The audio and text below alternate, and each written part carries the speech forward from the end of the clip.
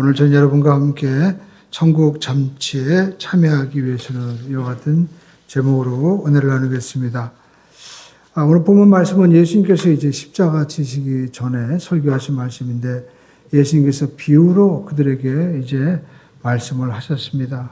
예수님께서 비유로 말씀하신 이유는 직설적으로 우리가 말씀을 전하면 사람들이 거부할 수도 있고 또 이해하기 힘들기 때문에 결혼이라는 이러한 당시 모든 사람들이 경험하고 있는 그런 그 모습을 통해서 천국 천치를 말씀하고 계시는 거예요. 예수님 당시는 이제 왕이 다스리는 군주 국가였습니다. 그래서 왕이 자기 아들을 위해서 이제 잔치를 베풀었다는 것을 실제적으로 말씀하는 거죠. 아마 그 당시 그런 일이 있었던 것 같아요. 그래서 우리가 말씀을 듣는 것도 중요하지만 주님은 그 말씀을 잘 깨달아서 우리 삶 가운데 그 말씀이 뿌리를 내기 원하십니다. 말씀이 이렇게 뿌려져도 새들이 와서 쪼아먹는 것처럼 우리가 설교 말씀을 들을 때도 자꾸만 딴 생각이 나고 깨달아지지 못하면 소용이 없잖아요. 오늘도 여러분 우리가 2000년 세월을 뛰어넘어서 구약 성경의 이 5000년의 세월을 뛰어넘어서 하나님께서는 깨닫게 해주십니다. 왜냐하면 하나님은 어제나 오늘이나 영원토록 동일하신 하나님이고 보혜사 성령님이 지금 예수님께서 우리 가운데 보내주심으로 말미암아 우리의 마음의 문을 열게 하십니다. 오늘 이 비유의 결론을 14절에 말씀하고 있습니다. 우리 한번 22장 14절 말씀 함께 읽어보겠습니다. 시작.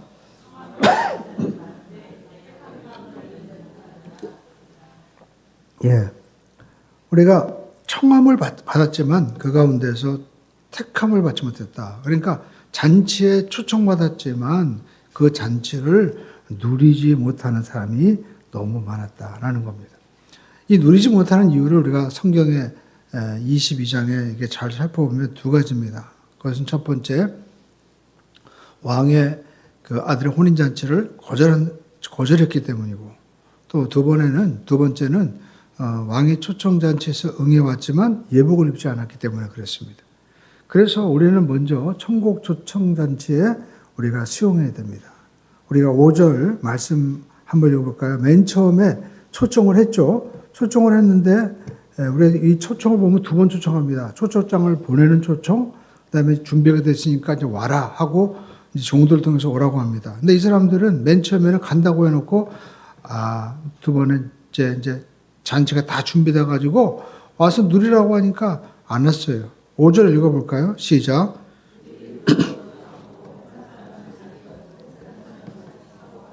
그러니까 이 한 사람 한 사람이라는 것은 대표적인 사람들이죠. 지금 내가 밭에 지금 씨앗도 심고 갖고 와야 되는데 물 주러 가야 되는데 또 내가 좀 벌려놓은 사업이 있는데 지금 내가 잔치 참여하게 할 수 있겠냐고 하면서 그냥 자기라는 말이 두 번 나오잖아요. 자기 밭, 자기 사업. 그러니까 자기 일에 몰두하느라고 지금 이 나라는 왕의 나라잖아요. 왕의. 우리가 이 민주주의 이 공산주의도 전부 다 인민민주주의라고 얘기하지만 이런 그 제도가 되기 전에도 여러분 우리가 다 왕의 국가였습니다. 러시아도 짜르 황제 국가였고 우리나라도 고종 황제 또 우리 일본도 천황 다 왕의 국가였잖아요. 영국도 왕. 그러니까 여러분 이 왕의 국가라는 거 뭡니까? 왕이 곧 법이고 명령이에요. 우리가 알고 있는 빈살만도 세계 최고의 부자라고 얘기하지만 그 나라는 보험제도가 없습니다. 복지가 없습니다. 왕이 복지예요. 왕이 가다가 저 사람 불쌍하다. 저 사람 집 줘라. 그럼 그게 복지지 다른 게 복지가 아닙니다. 그러니까 왕이 다 모든 주권자인데도 불구하고 당시 왕의 아들이 지금 혼인잔치를 베풀었는데 이 사람들은 자기 일이라고 하고 자기 사업이라고 하고 안 간 거예요.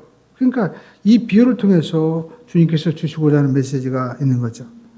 여기서 왕은 하나님을 가리키는 것이고 아들의 혼인잔치에 참여하는 것은 하나님의 아들이신 예수 그리스도를 믿는 것이다라는 겁니다.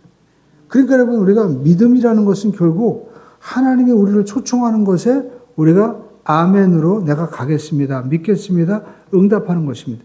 그것이 요한복음 1장 12절이죠. 영접하는 자에게 하나님의 자녀가 되는 권세를 주신다고 주님은 약속하셨다는 거죠. 그래서 하나님이 이 잔치를 다 준비해 놓고 거기에 그 잔치에 초청된 사람들이 누릴 수 있는 것들을 준비해 줬어요. 여기 보니까 소와 살진 짐승, 이건 뭡니까? 신부가 이제 받을 복. 결국 그리스도가 신랑이 되고 우리가 신부가 되어서 받는 복을 말씀하고 있는 거예요. 비유적으로 잔치에. 그래서 사람들은 이 잔치에 가야 되는데 문제는 왕의 초청에 관심을 보이지 않습니다.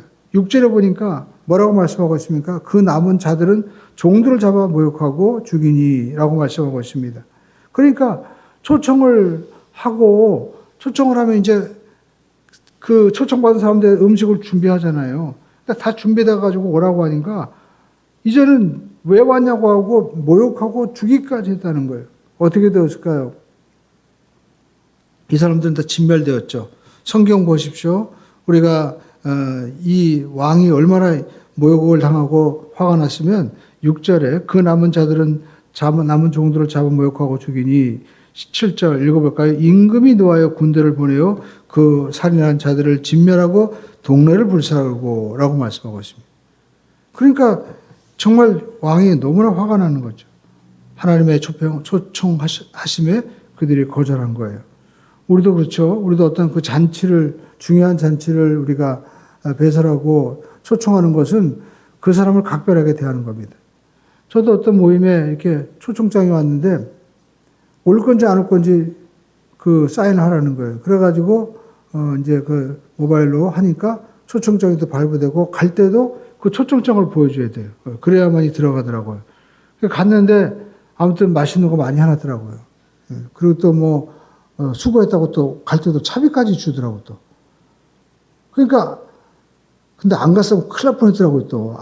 왜냐하면 또 나중에 또 만났는데 고맙다고 하고 안 온 사람들은 괜히 막 그냥 아주 뭐라 그럴까 무시를 하더라고요. 그래서 이게 전 그걸 보면서 하나님도 우리를 이렇게 초청했는데 먹을 것도 준비하고 선물도 준비하고 다 했는데 안 오면 얼마나 화가 날까. 심지어 그 아들의 혼인잔치인데.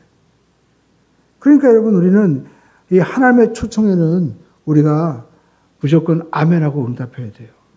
오늘 시점 보십시오. 오늘 예수님이 이제 이 비유를 말씀하시고 조금 있으면 예수님 십자가 지시거든요. 그러니까 이 비유를 왜 이때 말씀하셨을까라고 생각하니까 예수님이 자기가 우리 이 땅에 천국잔치를 배설하기 위해서 십자가에서 그 죽으심을 통하여 하늘 가는 길을, 천국 가는 길을 우리에게 다 준비해 주시고 이제 하나님이 직접 다스리시는 지성소에 계신 하나님이 이제 예수님 죽으심으로 휘장이 쫙 갈라지잖아요. 그러니까 마치 문이 열리는 것처럼 청하다가 뭐 개방되는 것처럼 직접 만날 수 있는 마치 여러분 왕이 저 안에 경복궁 안에 살고 있는데 문이 쫙 열려가지고 아침에 가면 산책하면서 뭐 대왕님 잘 주무셨습니까 하면서 이렇게 인사하고 간다면 얼마나 여러분 정말 행복한 나라겠어요. 근데 하나님의 아들 예수님께서 그렇게 해주신 거예요. 하나님의 아들 예수님이 이 지성소 회장을 싹 갈라주시고 죽으심으로 말미암아 천국이 우리에게 임하게 하신 겁니다. 그래서 천국 잔치는 결국 가만히 묵상해 보니까 예수님 십자가를 통해서 우리에게 주시는 복, 치료의 축복, 구원의 축복, 하나님의 자녀가 되는 축복, 그리고 또 우리 모든 질병과 저주를 청산해 주시는 복, 그리고 성령님이 우리 안에 오셔서 거룩하게 하시는 거예요. 그리고 또 우리 안에 오셔서 영생을 주시고 아브라함의 복을 주시는 그 천국의 복을 우리에게 다 준비해 놓으셨는데 이거를 거절한다. 하나님이 얼마나 여러분 화가 나셨겠습니까? 또 이 복을 우리가 다 받아야 돼요. 할렐루야. 우리 한동에서 나는 구원받았습니다. 초청해서 그리스도의 신부가 되시 하나님의 자녀가 된 거예요. 내가 하나님의 자녀가 된 거예요. 따라가겠습니다. 나는 하나님의 자녀입니다. 제가 이렇게 성도분들에서 기도해 줄 때 종종 어떤 예언적인 기도가 나오는데 늘 나오는 말씀이 뭐냐면 사랑하는 내 딸아, 내 자녀다. 근데 저는 이제 그걸 대언하기 때문에 얘기 모르지만 가만히 생각하니까 하나님의 자녀가 된다. 이거 얼마나 큰 축복이에요. 예. 우리가 맨날 아버지에게 부를 때 아버지가 살아계실 때 모르죠. 근데 아버지가 여러분 안 계시거나 또 아버지가 몸이 아프실 때 아버지의 소중함이 얼마나 간절해요. 저도 아버님이 치매 걸리셔가지고 누워 계시는데 그 전에 건강의 모습을 이렇게 생각하면 마음이 확 아플 때가 있어요. 그러니까 아버지가 우리 삶 가운데 정말 좋으신 아버지로 늘 살아계시는 게 우리에게는 얼마나 기쁜 일인지 몰라요. 육신의 아버지는 여러분 연약합니다. 언젠간 우리 모두 흙으로 들어갈 거예요. 그러나 우리는 영원하신 아버지가 우리를 지으신 분이 우리를 이 땅에 보내신 분이 우리를 기다리고 계시는 거예요. 그렇기 때문에 우리는 실망하지 않습니다. 여러분 이것은 하나님의 자녀에게만 주시는 거예요. 그 자녀에게 하나님께서 들으시고 응답하시는 역사 얼마나 큰 축복입니까? 여러분 지난주에 제가 큰 은혜 받은 말씀은 우리 한 성도님이 그러는 거예요. 목사님 우리 부모님이 아픈데 이렇게 내가 기도할 수 있는 이 뭔가 있다는 게 얼마나 큰 축복인지 모르겠습니다. 그러니까 가만히 보니까 우리는 문제가 생겼을 때 주여 막 기도했는데 이게 아니라 우리가 정말 때로는 바다에서 길을 잃고 헤매고 산에서 길을 잃고 헤맬 때 나를 손잡아 이끌어 주시는 그 주님이 계신다는 게 얼마나 기뻐요. 그 손을 붙잡는 게 기도 아니에요. 그러니까 우리가 기도의 생각을 바꿔야 돼요. 그 기도할 수 있는 게 복인데 그 영원하신 하나님이 내 아버지가 되시는 그 은혜를 주님께서 지금 천국잔치를 준비해 놓으신 거예요. 또 우리를 치료하시고 우리를 축복해 주십니다. 할렐루야. 하나님 나를 축복해 주신다는 게 얼마나 큰 축복이에요. 저는 가장 큰 축복이 뭔가 했더니 내게 다 하나님께 드리는 게 다 축복이에요. 많은 분들이 11조 대해서 그 설교할 때 힘들어합니다. 근데 가만히 보니까 11조? 이거 이 하나님 거로 인정하는 거 아니야? 그러면은 내가 가지고 있는 물질과 또 내 모든 건강, 이 모든 게 하나님 거라고 내가 맡겨드리면 여러분 걱정할 게 없잖아요. 그러니까 이 11조의 복이 그겁니다. 왜냐하면 제가 아는 친구분이 동생분이 있는데 이분이 회사를 제법 크게 해요. 근데 한번 놀러 오라고 왔는데 와 진짜 사장실에 딱 문이 있어가지고 보니까 그 문이 금고야. 그 금고에 뭐가 있는지 아무튼 금고가 이 문짝만 하다 두 대문짝 저 2개 들어온 것만큼이요. 근데 그거 먹고 나는 뭐 맛있는 거 사준 거 했더니 밖에 나가서 설렁탕 사주더라고요. 그래가지고 좀 한편으로는 저기 막 서운했지만 그래도 설렁탕이 어디냐 이 짠돌이가 그래서 이제 먹고 왔는데 마음은 쓸쓸하더라고요. 야, 내 이 뒤에 햇빛이 쫙 들고 나무도 있고 이렇게 정말 마음이 확 열린 그게 되지. 아니 금고가 있어가지고 꽉 막혀 있어가지고 늘 걱정하고 살면 이게 무슨 복이겠어요. 얼마나 걱정하면 거기다가 또 비밀 장치를 몇 개 해가지고 살아가겠어요. 11조는 하나님이 여러분의 물질을 이제 내 거다라고 책임져 주시는 거예요. 그래서 제가 일부 예배 때도 이렇게 기도하는데 기도 가운데 이렇게 나오더라. 사랑하는 아들아 내 딸아 너 염려하지 말아라. 그러니까 하나님의 자녀가 되고 우리가 축복을 받으면 염려할 게 없는 거야. 무엇을 먹을까 무엇을 마실까 염려하지 말라. 이방인이 구하는 거 뭡니까? 이방이 뭡니까? 하나님의 자녀가 아닌 사람들이 구하는 거고 하나님의 자녀는 하나님께서 먹이시고 입히시고 채워주신다. 공중에 나와 그 참새를 봐라. 다 먹이고 입히지 않느냐라고 말씀하는 거예요.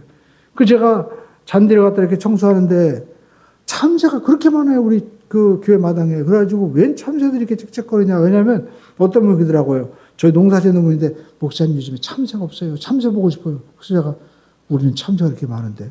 그래가지고 제가 참새가 왜 이렇게 많이 오나 해서 잔디를 제가 이렇게 거기서 이제 그 청소하면서 알았어요. 잔디를 제가 좀 게을러가지고 들 깎으니까 그 밑에 벌레들이라든지 지렁이 뭐 이런 것들이 너무 많으니까 개들이 와가지고 막 짹짹짹 먹는 거예요, 그냥.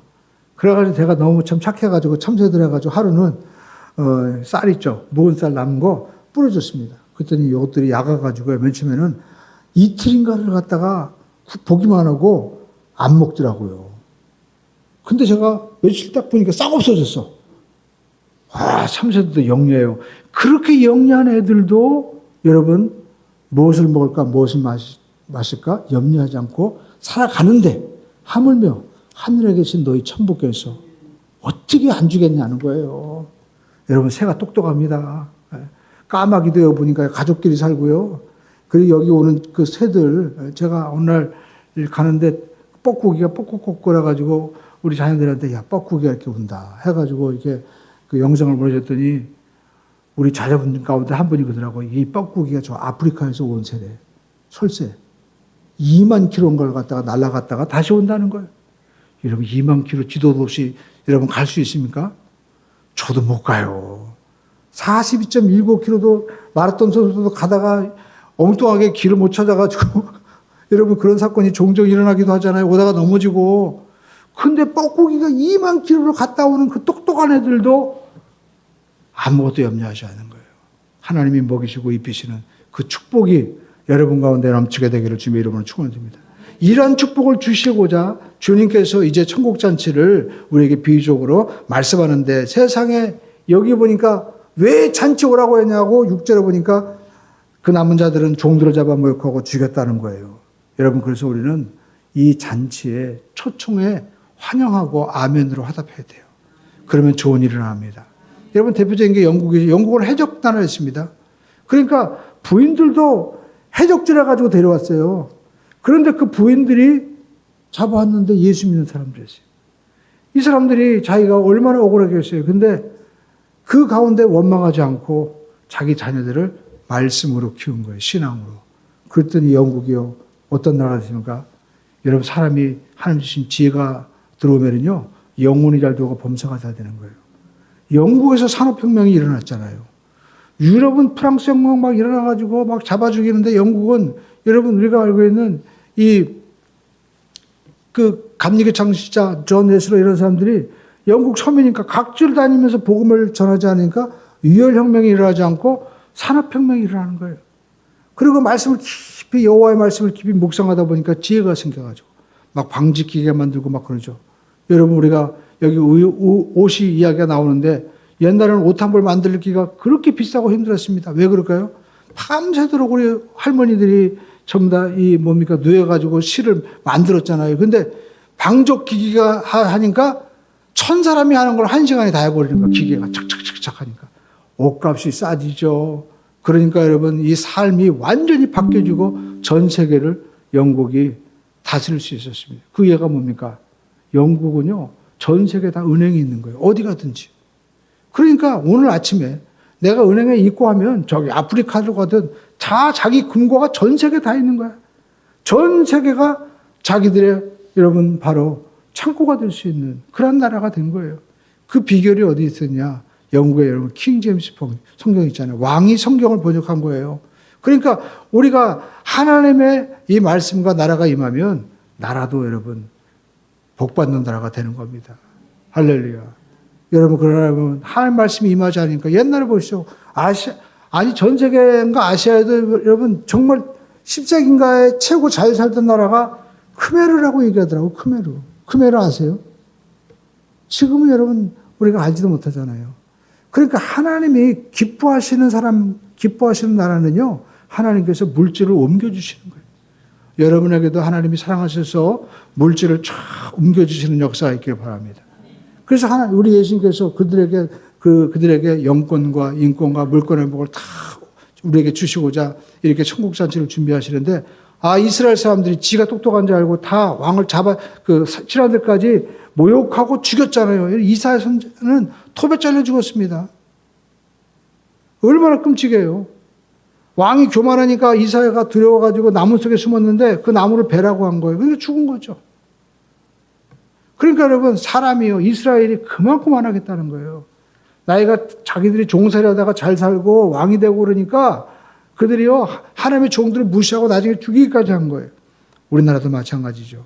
우리나라도 여러분 지금은 우리가 일본을 막 이겼다고 하는데 제가 볼 때 그것도 문제야. 이게 거짓말해가지고 우리가 보니까 일본이 지금 이긴 게 아니라 일본이 경기가 어려워가지고 점점 떨어지니까 우리가 이긴 것처럼 착시 현상이고 그리고 또 그 통계 근거가 보니까 우리가 코로나 때 한 거 기준으로 해가지고 IMF 때도 그거 하지 말라고 했는데 오직 자기들이 인기를 올리려고 하려면 그런 말이 나오고 있어요. 그러니까 여러분 우리가 항상 정직해야 되는 거예요. 우리나라는요 그렇게 통계가 안 나와도 하나님 잘 믿으면 복 받습니다. 할렐루야. 여러분 우리나라가 보시죠. 우리나라가 이 전쟁 국가에서 그렇게 힘들고 어려웠는데 새벽종이 울렸네. 새아침이 밝았네.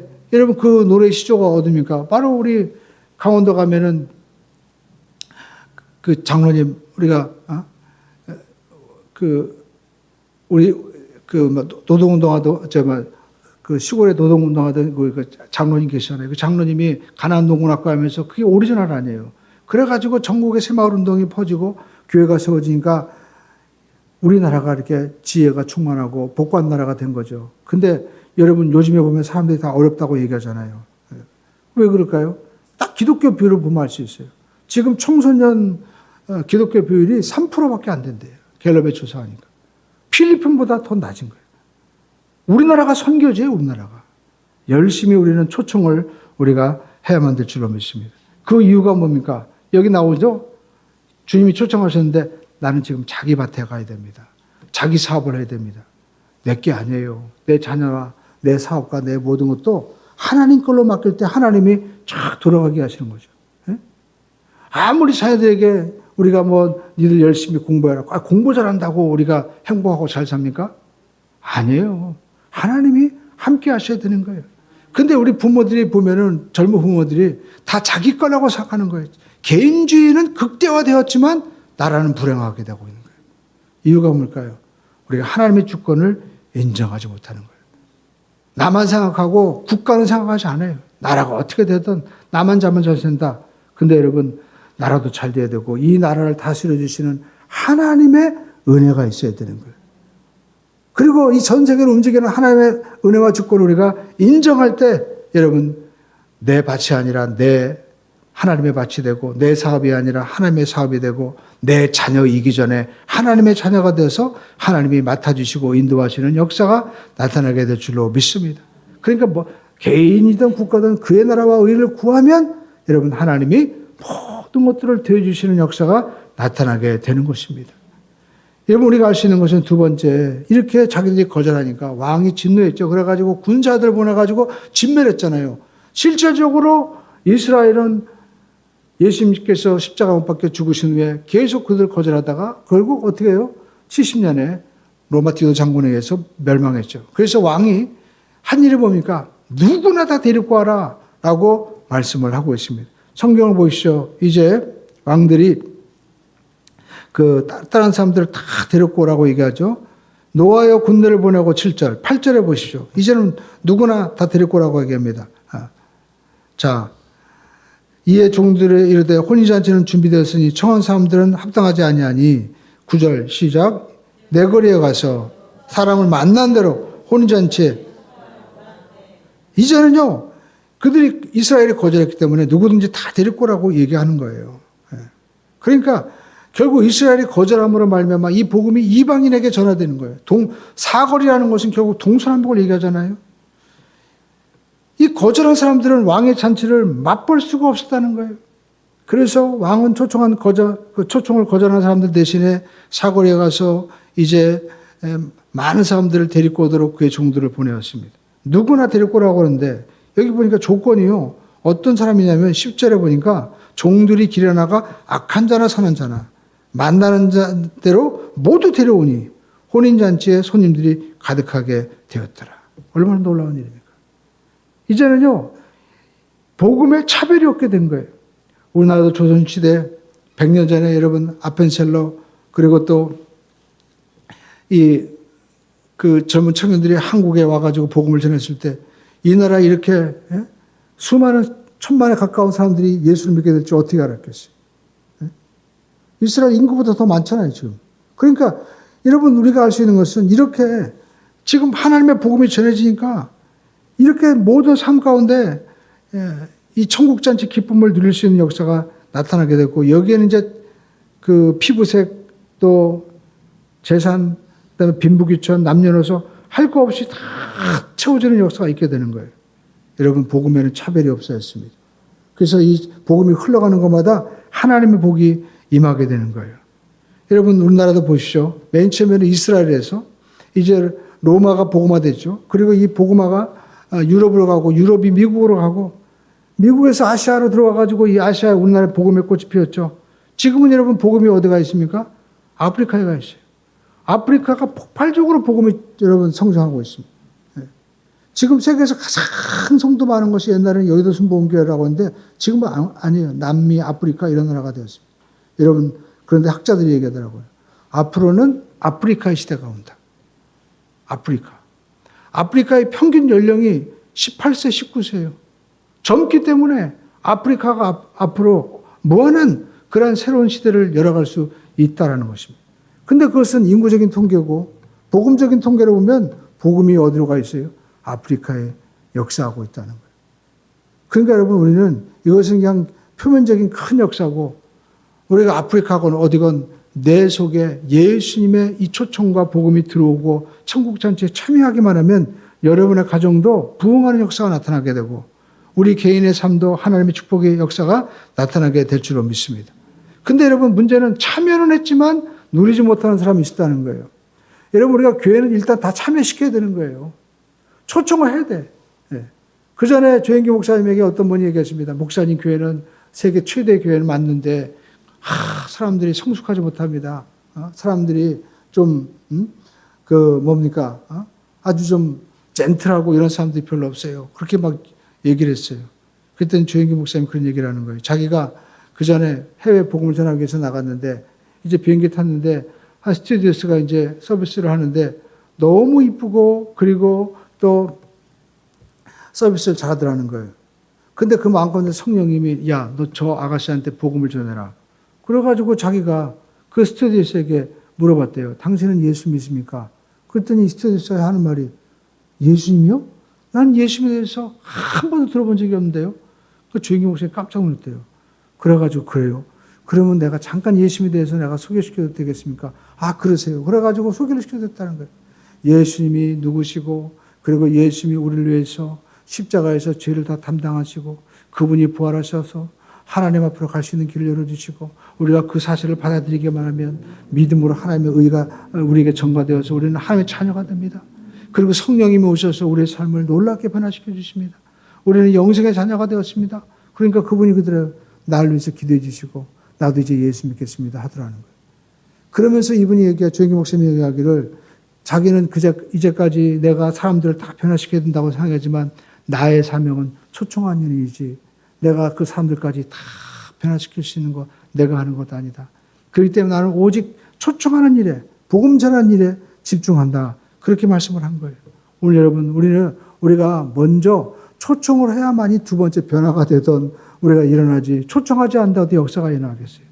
어떤 분이 얘기합니다. 교회 갔더니 사람들이 성격이 못됐고 그리고 교회 가니까 뭐 사기꾼도 있고 맞아요. 교회엔 사기꾼도 있고 그리고 또 심지어는 살인자도 있는 겁니다. 그런데 그 사람들이 예수를 믿어서 이제 변화가 되는 거예요. 그래서 저와 여러분들은 일단은 초청을 해야만 된다는 겁니다. 근데 여러분 마지막에 보니까 초청을 받았어요.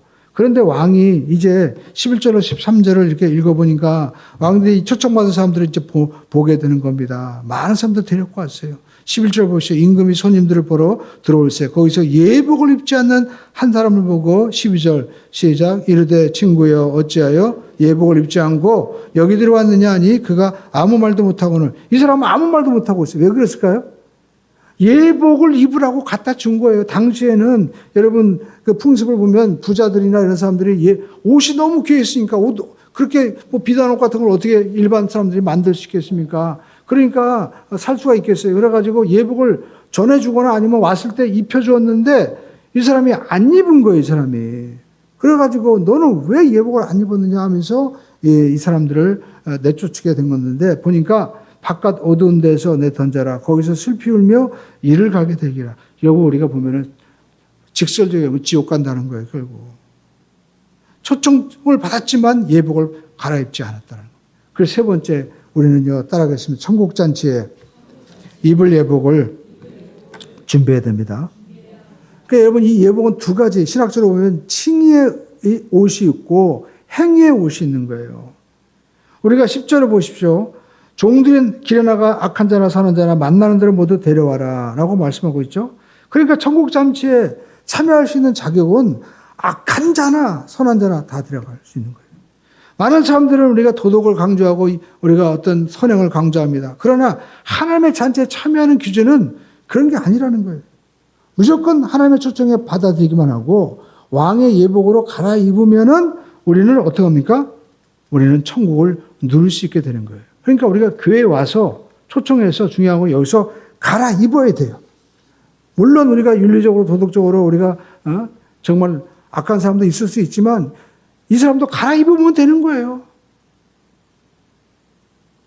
근데 여러분 이거 보니까 안 갈아입은 사람이 있어요. 이 사람은 왜 안 갈아입었을까요? 자기가 입은 옷이 더 좋다고 생각하기 때문에 안 갈아입은 거예요. 왕이 잔치에 참여하면 왕이 마련해준 옷을 존중히 여기고 그 옷이 명품이 아니더라도 그것을 내가 겸손하게 받아들이고 입어야 되는데 자기 옷이 더 좋다고 이게 더 편하다고 아니 이게 이렇게 입어야 된다고 억지로 고집하면서 싫어하는 거예요. 그래서 예수님께서는 이 비유를 우리에게 말씀하는데 하나님은 그 왕은 예복을 보지 그 사람이 입고 있는 옷을 보지 않는다라는 겁니다. 어떤 사람은 나는 대단한 사람이니까 난 잘난 사람이니까 나는 괜찮아라고 생각할 수 있어요. 여러분 그러면 안 된다는 거예요. 저도 어제 피부과에 잠깐 갔다 왔습니다. 제가 뭐 잔디에 이렇게 막 참새 막 아까 얘기한 것처럼 잔디도 정리하고 그러는데 풀 막 하니까 어느 순간 뭐가 이렇게 쑥 들어가는 느낌이 있었는데 저는 무시했어요. 근데 이 피부가 막 발진이 일어나가지고요. 이 밴드가 뻘겋게 된 거예요. 그래가지고 저는 이게 땀띠인 줄 알고 샤워하면 되겠지 해가지고 샤워를 팍 차게 하고 있었습니다. 근데 안 나요. 며칠 있다가 우리 사람은 그러지 말고 병원 가봐. 저 임마누엘 피부과 원장님한테 가봐. 그래서 가봤어요. 그랬더니 그분이 이렇게 보더니 한번 걷어보래요. 그랬더니 얘기하더라고. 이거는 피부 그 알레르기성이래요. 벌레 같은 게 들어가서 이게 무는 게 아니라 그 피 이렇게 해가지고 빨갛게 막 반점이 생긴 거라고 그렇게 얘기를 이렇게 하더라고요. 그러면서 제가 그 말 안 들었더라면 그냥 계속 번졌을 거예요. 계속. 그런데 제가 들어갈 때 간호사가 그러더라고요. 어떻게 오셨어요? 그래서 네, 제가 치료받아 왔습니다. 그러니까 이제 적으시고 주민등록증을 보여주래. 요즘에 이게 의료 혜택 그냥 거짓말하고 가는 사람들이 많아가지고 이제 주민등록증을 보여줘야 되는 거예요. 그런데 저는 원장님이랑 오래전부터 알고 있고 제가 가면은 일단 원장님이 돈을 안 받아요. 자기가 봉사하는 거 이거라도 봉사해야 된다고. 그러니까 잘 아니까 저는 원장님이랑 잘 알고 제가 그런 사이라고 얘기할 수 있지만 그래서 저도 그러면 제가 주민등록증 안 가져왔는데 어떡하죠? 그러니까 있어야 되는데 그래서 제가 저희 집사람한테 전화를 했어요. 주민등록증 가져오라고. 그랬더니 또 물어봤나 했더니 원장님이 괜찮아요. 그냥 들어오세요라고 했는데도 그래도 제가 어떻게 갖다 드렸어요. 그랬더니 간호사가 씩 웃더라고요. 그래가지고 나중에 주사 놓는데 아주 친절하게 아프지 않게 잘 놔주더라고요. 근데 제가 생각해도 주민등록증을 갖다 주길 잘한 거예요. 왜냐하면 제가 원장님을 잘 안다고 나 이런 사람입니다라고 제가 하면 괜히 그걸로 인해가지고 목사들이 굉장히 교만하더라. 자기가 뭐 잘났다고 뒤에서 그런 얘기할 거 아니에요. 그래서 제가 이게 갖다 드렸어요. 이 말씀이 어디냐면 우리가 어디 가든지 간에 거기에 통용하는 방법이 있다는 거예요. 천국도 마찬가지입니다. 천국은 내가 이거 알아요. 아니에요. 주님이 제시한 것으로 우리가 그 방법대로 가야 되는 거예요. 그래서 여러분 우리가 이 의의 옷은 그 예복은 뭐냐? 이사야서 61장 10절에도 이미 예수 모시기 전에 600년 전에 이 옷에 대해서 말씀하고 있어요. 이사야서 61장 10절 말씀 한번 1043면에 기록되어 있는데 여러분 가지고 있는 성경책 한번 표서 한번 찾아보세요. 여기 보니까 이사야 선지자가 너무 기뻐하는 거예요. 왜 기뻐할까? 내가 여호와로 말미암아 크게 기뻐하여. 여러분 기쁜 것도요. 정말 극 기쁨이 있고 그냥 기쁨이 있어요. 제가 옛날에 신구 선생이 그 코미디 하는 거 봤는데 보니까 대노, 극대노 막 해가지고 있더라고요. 여러분도 한번 보세요. 되게 웃겨요. 네. 마찬가지로 여러분 우리가 기뻐하는 것도요. 그냥 좋아서 기뻐하는 것이 아니라 크게 기뻐하는 거야. 그러니까 여러분 우리가 교회에 이렇게 아무리 중요한 일이 있고 막 해도 우리가 나와서 예배하고 기쁨을 나올 수 있는 게 뭡니까? 여기서 정말 큰 기쁨을 여러분 찾으셨기 때문에 그런 거예요. 우리 한번 따라서 나는 큰 기쁨을 가지고 있습니다. 그게 뭘까요? 이사야 61장 여러분 10절 한번 읽어 10절 다시 한번 보겠습니다. 내가 여호와를 말미암아 크게 기뻐하여 내 영혼이 나의 하나님으로 말미암아 즐거워하리니 이는 그가 구원의 옷을 내게 입히시며 공의의 겉옷을 내게 더하심이 신랑이 사모를 쓰며 신부가 보석으로 단장한 것 같게 하였다. 여러분 사모가 뭡니까? 우리가 신라 왕관이 있죠? 그게 사모예요. 옛날에는 아주 특별한 사람들에게 이 사모를 씹혀준 거예요. 그러니까 이스라엘 사람들도요, 결혼할 때만큼은 그가 어떠한 가난한 사람이라 할지라도 그때는 좋은 옷을 입혀줘가지고 평생에, 야, 내가 결혼할 때 그옷 입고 있어. 사람들이 얼마나 나를 멋있게 봤는지 몰라. 그렇게 자랑하도록 그렇게 최고 좋은 것으로, 최고 좋은 보석으로 치장을 하게 해준 거예요. 근데 여러분, 우리가 그 기쁨보다도 놀라운 것은 우리 하나님께서 우리에게 의의 옷을 그렇게 다 준비해 주셨다는 거예요. 그 옷을 입으라는 거예요. 그 칭의의 옷. 사도 바울도 로마서 13장 13절에 14절에 말씀하고 있습니다. 성경 로마서 13장 14절 말씀 한번 사도행전 다음에 한번 펴보십시오. 로마서 13장 14절에 말씀하고 있죠. 어떤 말씀하고 있습니까? 사도 바울도 이와 같이 말씀하고 있습니다.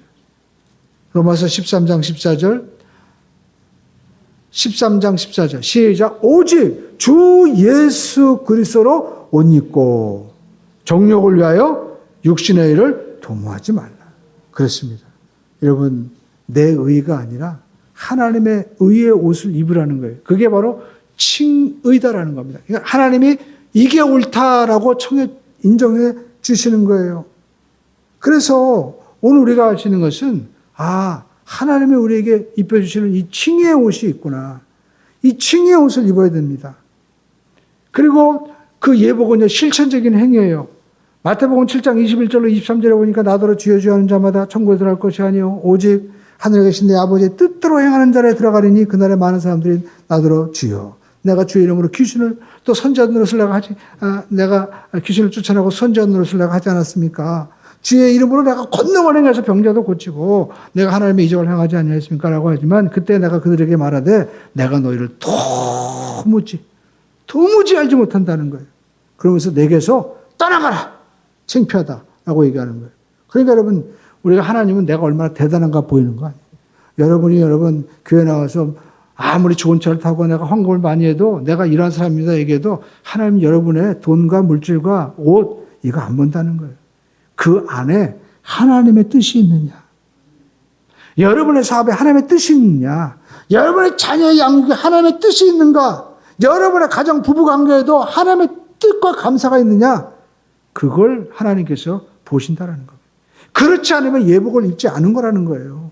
그 예복은 여러분 바로 한날에 오신 거예요. 그래서 요한계시록 19장 우리가 7절로 8절 말씀을 보면 이와 같이 말씀하고 있죠. 우리가 즐거워하고 크게 기뻐하며 그에게 영광을 돌리세요. 어린 양의 혼인계약이 이르렀고 그의 아내가 자신을 준비하심으로 그에게 빛나고 깨끗한 세마포 옷을 입도록 허락하셨으니 이 세마포 옷은 성도들의 옳은 행실이다. 이게 도덕적인 행위를 말하는 게 아닙니다. 하나님이 기뻐하시는 일을 해야만 된다는 거예요. 저로 얘기하면 어제 도덕적으로 하면은 우리가 간호사한테 원장님이 나를 알고 원장님이 우리가 보증해 주면 되는 거 아닙니까? 라고 내가 얼마든지 논증을 할 수 있고 그리고 들어갈 수 있었을 거예요. 그렇지만 우리가 하나님께서 마음 가운데 겸손해라 라고 저한테 늘 말씀하시거든요. 너는 아무것도 아니다.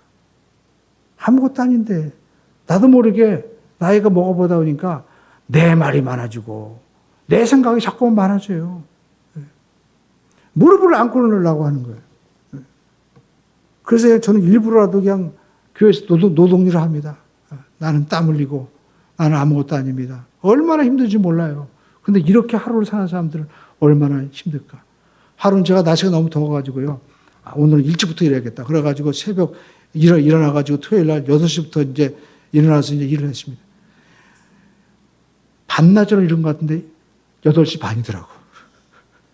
그래가지고 들어가가지고 밥 안 먹냐고 그러니까 왜 또 아침부터 일찍 일어나가지고 난리를 밥석이냐. 그래가지고 이제 밥을 해주더라고요. 근데 그때부터 이제 빨리 정리해놓고 오후에 이제 기도하고 말씀 정리했지. 근데 그때도 11시까지가 시간이 길더라고요. 근데 전 생각했어요. 이렇게 하루 종일 일하는 분들도 있는데 얼마나 힘들까. 얼마나 힘들까. 여러분 밖은 바깥으로 힘들지만요. 안은 또 안대로 힘들어요. 남들이 볼 때는 에어컨 켜고 안에 있으면 굉장히 시원하고 좋을 것 같죠. 근데 에어컨도요, 1시간씩 틀어보시죠. 머리가 아프더라고요, 또요. 예. 오후에는 저희 딸이 뭐 시트지를 같이 붙이자고 해가지고 제가 피곤한데도 불구하고 같이 붙이는데 그 안에 있는 것도 쉽지 않더라고요. 그래서 제가 느낀 게 쉴래건 쉬래건 힘들구나. 근데 저녁에 이제 성전에 앉아서 제가 기도하는데 생각했어요. 여기가 천국이구나. 더워도 하나님 앞에 다 맡기고 주여 이제 이 말씀을 아버지 앞에 전해야 되는데 하나님 이 천국잔치에 모두가 초청되기 원합니다. 나도 이 천국잔치 하나님 들어가야 되는데 주님께서 이 말씀의 비밀을 더욱더 깊이 깨닫게 해주세요. 이렇게 기도하니까요. 일단 우리 집 사람이 대견하게 생각하더라고요. 그러더니 내려오더니 차 한잔 마시라고 또 음료수를 갖다 주고 그래가지고 속으로 기도하길 잘했구나. 일단 가까이 있는 사람이 인정해주면 하나님도 인정해주는 거 아니에요. 오늘 여러분 우리가 하나님 앞에 우리는 반드시 우리가 들어가서 예복을 입어야 됩니다. 할렐루야. 이 구약의 옷과 신약의 옷, 바로 이 예수님의 옷을 입어야만 되는 거예요. 우리가 철로역정을 보면 그런 얘기가 나옵니다. 이제 한 사람이 그 십자가, 그 크리스찬이 죄의 짐을 메고 이제 순례를 하잖아요. 근데 그 짐이 언제 풀렸어요? 십자가 앞에서 풀려지게 되는 거예요. 옷이 벗겨지고 천사가 새 옷을 이제 입혀줍니다. 그래서 천국을 향해 가는데 여러분도 맞아요. 죄의 짐이 십자가 앞에서 풀어지는 거예요. 내 삶 가운데 과거의 상처와 아픔의 짐이 아직도 풀어주지 않고 다 옛날 얘기하고 원망한다면요. 진짜 십자가에서 내 죄와 짐이 십자가에 못 박힌 걸 봐야 돼요. 거기서 딱 풀려지는 거예요. 그랬더니 천사가 새 옷을 쫙 입혀주고 그 이마에 표를 줍니다. 근데 가다 보니까 어떤 사람이 오는데 이름이 호레시야. 겉만 번지르게 꾸민 신앙이에요. 그리고 위선씨가 옵니다. 겉으로는 착한 척하는 신앙이에요. 겉으로는 너무 착한 것 같아. 인사도 잘하고 할렐루야 막 하는데 속은 아닌 거예요. 이 사람은 헛된 영광이라는 도시에 태어나가지고 이제 영광스러운 명예를 얻으려고 천국을 가는데 크리스찬을 만나게 된 겁니다. 근데 크리스찬이 보니까 이 사람이 길로 오지 않고 왜 문으로 오지 않고 다물러 모으는 거예요. 그래가지고 왜 당신은 저 문으로 오지 않고 다물러 모읍니까? 얘기했더니 이 길이 빠르다는 거예요. 어떻게 가든 우리가 뭐로 가든 뭐 서울만 가면 된다고 천국만 가면 되지 않느냐라고 얘기합니다. 그랬더니 크리스찬이 이 천국으로 가는 길의 주인이신 하나님을 속이고 우리가 도둑질하는 것이다. 그렇게 얘기하면서 얘기를 합니다. 반드시 하나님이 만들어 놓으신 길로 가야 됩니다. 그랬더니 호레와 위선 씨는 너나 잘해라. 그리고 떠나버렸어요. 그랬더니 크리스찬이 이렇게 말하십니다. 우리는 그 뒤에서 막 귀에다고 얘기하는 거예요. 우리도 율법 지키고 양심대로 살고 도덕대로 살고 있어. 그러니까 당신이랑 우리 별 차이 없잖아. 다만 당신 입고 있는 이 옷이 우리와 좀 다르지. 우리는 좀 벌거벗은 옷인데 당신은 아주 멀쩡한 옷, 좋은 옷 같은데 하면서 막 놀리면서 가는 거죠. 그랬더니 크리스찬이 나는 예수님이 나에게 주신 옷이야. 그리고 나에게 표가 있어. 얘기하는 거예요. 이것은 주님께서 입혀주신 옷이고 또 당신이 아직 보지 못한 것인데 내 이마에 표도 있고 내 등 뒤에도 이 짐이 벗겨지는 날 주님께서 이 등에 표를 줬다. 거기에서 여러분 브랜드가 나온 것 같아요. 우리가 보면 크리스찬 디올 같은 옷에 레터리 있잖아요. 제가 그 철로역정을 읽으면서 그 사업의 아이디어가 거기서 나온 것 같아요. 진짜. 그러면서 이 증거물이 없으면 당신이 천국에 들어갈지 의문이군요라고 크리스찬이 얘기합니다. 근데 이 호레 씨와 위선 씨가 결국에는 자기 좋은 길로 가다가 고난의 길을 거부하고 넓은 길로 가다가 결국 호레 씨는 그 위험한 길과 멸망의 길로 갔는데 얼마 가지 못해서 무성한 가시 덤불로 들어가가지고 나오지 못하고 또 위선 씨는 멸망의 길로 어두운 골짜기로 들어가가지고 거기서 넘어지고 결국 못 나온 거예요. 굉장히 그 철로역정의 저자가 존 버든이 놀랍게 통찰력으로 오랜 세월 전에 이러한 놀라운 기록을 한 거죠. 여러분 우리가 예수님을 믿고 반드시 우리는 이 말씀에 집중을 해야 됩니다.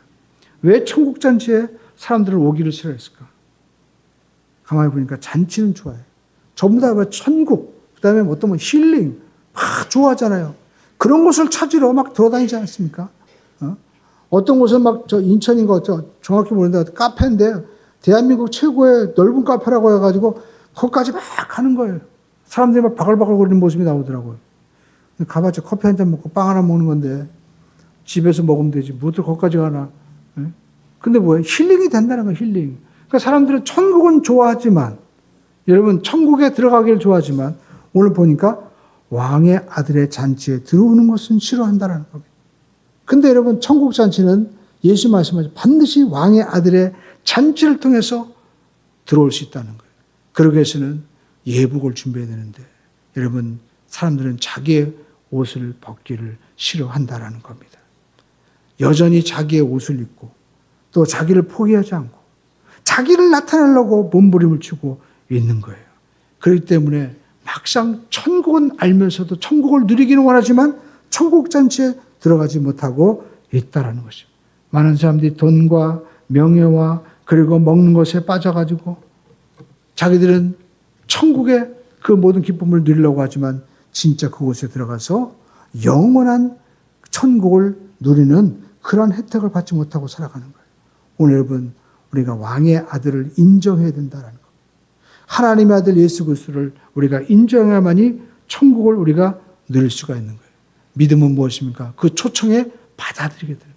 오늘 저와 여러분이 예수님의 이 몸된 게 오신 것 정말 잘하셨어요. 옆에 분에게 인사하셨습니다. 정말 최고의 선택을 하셨습니다. 왜요? 우리는 영원한 천국 잔치에 이미 초청받은 거야. 두 번째, 우리는 이제 예복만 갈아입으면 되는 거예요. 그래서 제가 2부 예배 때는요, 옷을 벗으라고 그랬어요. 네. 옷을 벗으십시오. 그래갖고 자켓을 딱 벗었어요. 근데 제가 마음 가운데 감동이 있더라고요. 집사님, 아직 벗지 못한 곳이 있습니다. 내 고집과 내 의, 그걸 벗으셔야 됩니다. 어쩌면 여러분 삶 가운데 이건 내가 하기 싫어요. 이거 없으면 내가 안 돼요라고 하는 게 있을 수 있습니다. 그것이 여러분 우리가 볼 때 양심적으로 꺼리는 일이 있을 수 있어요. 벗으십시오. 그러면 주님께서 여러분에게 반드시 좋은 것을 주실 줄로 믿습니다. 자기 의로, 자기 고집으로 우리가 천국을 누릴 수가 없는 거예요.